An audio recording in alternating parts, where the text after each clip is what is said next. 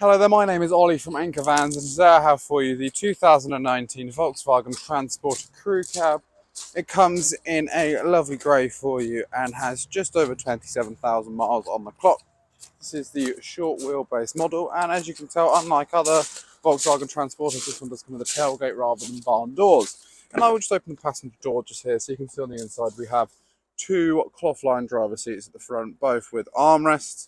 This is an automatic which can be controlled where you'd expect it to be.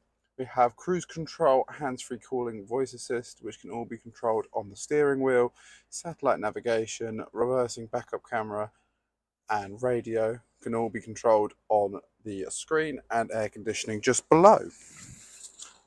And now if I show you into the back as well, we have three seats. May I just draw your attention to, unlike in other crew cabs, this one doesn't come with a bulkhead. And we do, of course, have curtains as well for the passengers in the back. Perfect for long journeys. And I will just open up the tailgate for you just to show you the rear. As you can probably hear, it's beeping at me. This is because it does come with parking sensors, but also cargo rings to tie down any loads you may be carrying, and also interior lighting as well.